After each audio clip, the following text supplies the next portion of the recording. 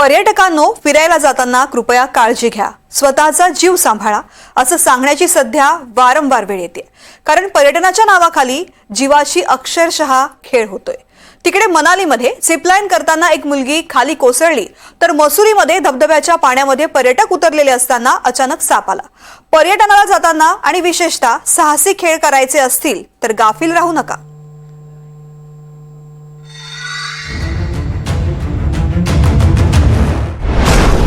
मनालीमध्ये zipline करताना मुलगी कोसळली। मसुरीमध्ये धबधब्याच्या पाण्यात साप। पर्यटकांनो, जीवाशी खेळ नको, काळजी घ्या।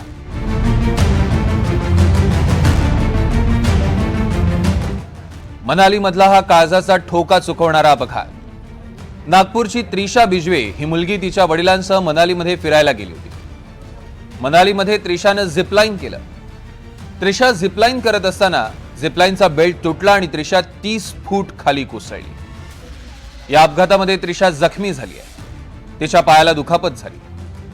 त्रिशावर आधी मनालीमध्ये, नंतर चंदीगडमध्ये आणि आता नागपूरमध्ये उपचार केले जात आहेत। मनालीमधल्या झिपलाईनमध्ये योग्य व्यवस्था नसल्याचा त्रिशाच्या कुटुंबियांचा आरोप आहे। मनालीमध्ये झिप लाईन म्हणजेच दोरीवरून टेकडीवरून एकीकडून दुसरीकडे जाण्याचा जे साहसी खेळ होतो त्या ठिकाणी वायर तुटल्यामुळे अपघात झाला आणि त्रिशा बिजवे ही नागपूरची मुलगी जी आहे ती जखमी झाली।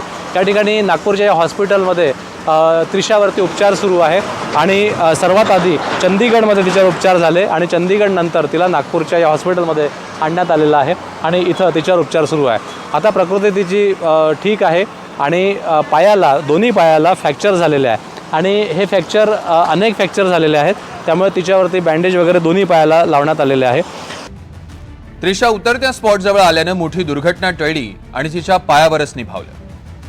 डोंगर दऱ्यांच्या परिसरात पर्यटकांना आकर्षित करण्यासाठी झिपलाईनचे खेळ वाढले आहेत। मात्र गेल्या काही दिवसांमध्ये झिपलाईनचे अपघातही वाढले आहेत। मला असं वाटते की ती कमीत कमी 30 फुटाच्या हाईटवरून पडली आणि खाली पाणी आणि दगड होते, तर डेफिनेटली तिला खूप फ्रॅक्चर झाले असतील आणि माझी शंका अशी आहे की तिला स्पायनल कॉर्ड इंजरी झाली असेल। स्पायनल कॉर्ड इंजरी हे खूपच डिफिकल्ट इंजरी आहे ट्रीट करायला, कारण याच्यामध्ये आयुष्यभराचं अपंगत्व येऊ शकते। अशा ठिकाणी व्यवस्थित चेक करून पेरेंट्सनी आणि टुरिस्टनी पण चेक करून गेले पाहिजे, कारण तिकडे हे जे आहेत एक क्षणभरचा आपल्याला जे हे असतो ॲड्रेनालिन असतो ते आपल्याला आयुष्यभरासाठी अपंगत्व किंवा जीवाचाही धोका निर्माण होऊ शकतो। पर्यटकांनी झिपलाईन करण्याआधी आणि झिपलाईन करताना खबरदारी घेणं गरजेचं आहे। झिपलाईन करण्याआधी झिपलाईनचं उपकरण योग्य आहे का ते तपासून घ्या। त्या ठिकाणी झिपलाईन करताना काही अपघात झालेत का याची स्थानिकांकडे चौकशी करा। झिपलाईन करताना हेल्मेट आणि पट्टा वापरा। ही सगळी उपकरणं व्यवस्थित तपासून घ्या। झिपलाईनच्या संदर्भात देण्यात आलेल्या सूचनांचं व्यवस्थित पालन करा। तुमच्या वजनानुसार झिपलाईनची क्षमता तपासून घ्या। झिपलाईन करताना तुमचे केस बांधून घ्या। पावसाळ्यात किंवा जोराचा वारा असेल तर झिपलाईन करणं टाळा। त्याच्यामुळे सेफ्टी ऑडिट नियमित केली पाहिजे। इक्विपमेंटची स्टँडर्ड इक्विपमेंटच यूज केलं पाहिजे। त्याच्यानंतर त्याचं वेट बेअरिंग कॅपॅसिटी असतं ते क्रॉस नाही करायला पाहिजे। त्याच्यामध्ये त्याचं एक लिमिटेड लाईफ असते, ती लाईफ क्रॉस नको करायला, कारण ते स्टँडर्ड असतं। मनाली नंतर आता दुसरी घटना मसुरीमधली। मसुरीमधलं प्रसिद्ध पर्यटन स्थळ कॅम्प्टी धबधबा।